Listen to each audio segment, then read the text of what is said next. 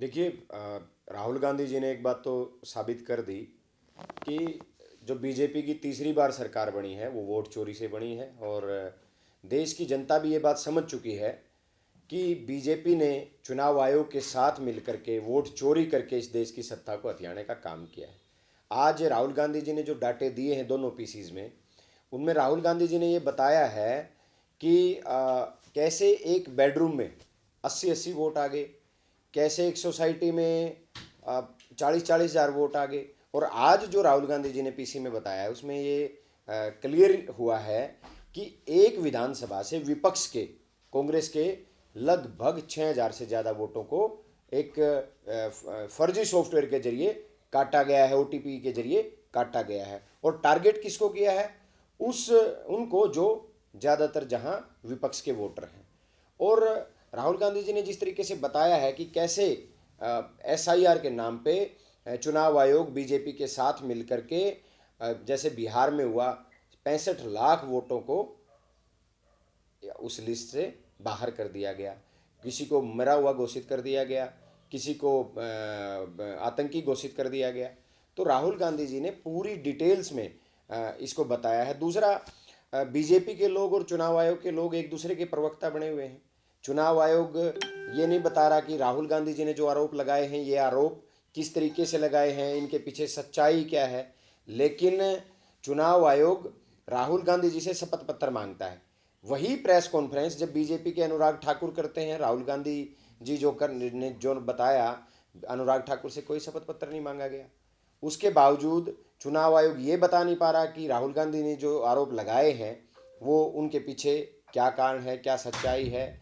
और दूसरा, मैं बड़ी हैरानी है, चुनाव आयोग तो इतना बड़ा बन चुका है।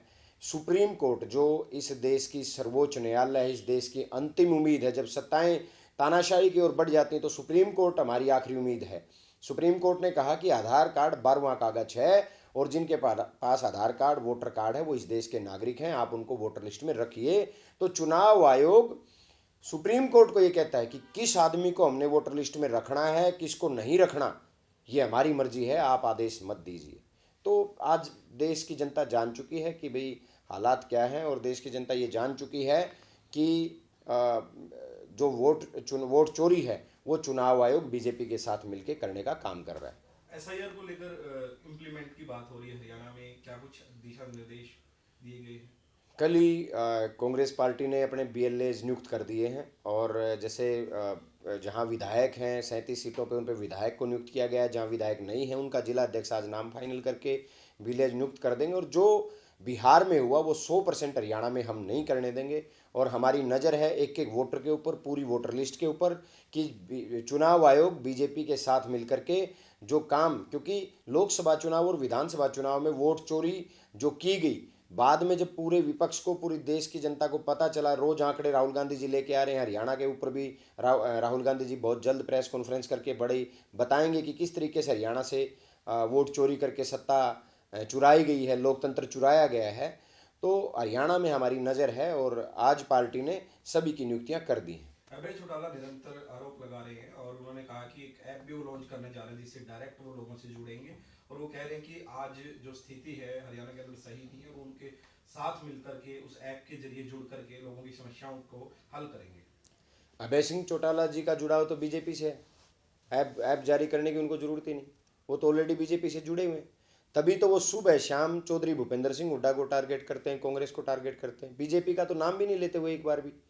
वो तो, उनको तो एक काम दिया हुआ है एनएलडी और जेजेपी को, बीजेपी ने एक टेंडर दिया हुआ है इन दोनों कंपनियों को कि आपने सुबह शाम हुड्डा साहब और दीपेंद्र हुड्डा को टारगेट करना है, कांग्रेस को टारगेट करना है।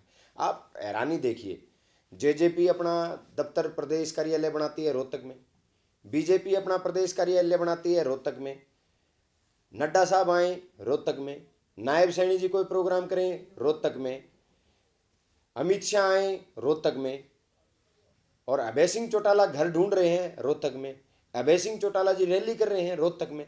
मतलब सबके निशाने के ऊपर केवल कांग्रेस और चौधरी भूपेंद्र सिंह हुड्डा हैं। मैं अभय सिंह चौटाला जी से पूछना चाहता हूं कि अभय सिंह चौटाला जी को लगता है कि बीजेपी की सरकार बदलने की ज़रूरत है, तो फिर उनको वहाँ तो रोहतक में तो बीजेपी की एक भी सीट नहीं है, उनको तो कैथल या कुरुक्षेत्र में करनी चाहिए काम अगर करना है, रैलियां अगर करनी है, ताकि बीजेपी की सच्चाई का लोगों को ज़्यादा से ज़्यादा लोगों को पता चले। वहाँ तो बीजेपी का कोई नाम लेवा भी नहीं है रोहतक में तो। लेकिन इनका काम है, ये लोग चाहते हैं कि हुड्डा साहब और कांग्रेस के वोटों में सेंधमारी की जाए ताकि बीजेपी को इसका फायदा हो, डायरेक्ट और इनडायरेक्ट। पर्दे के पीछे से चुनाव में भी इनका समझौता था बीजेपी के साथ, और अब भी इनका इनडायरेक्ट समझौता चला हुआ है भारतीय जनता पार्टी के साथ। कल एक अभिनेत्री के घर के ऊपर फायरिंग होती, बदमाशों को जो है इनकाउंटर कर दिया जाता दोनों का, तो कैसे देखते हैं ऑर्डर की स्थिति को? देखिए, वो यूपी की सरकार ने किया है और बिल्कुल बहुत ज़रूरी है।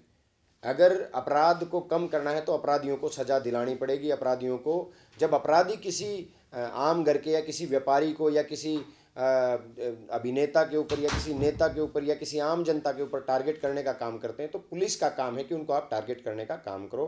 जो यूपी सरकार ने जो हरियाणा के 2 गैंगस्टर का एनकाउंटर किया है, बहुत अच्छी बात है। इस तरीके के एनकाउंटर जब बदमाशों के होंगे तभी अपराध पे आप लगाम पा सकते हैं। हरियाणा सरकार को सीख लेनी चाहिए। हरियाणा सरकार को सोचना पड़ेगा कि आज पूरे देश में हरियाणा अपराध में नंबर 1 है।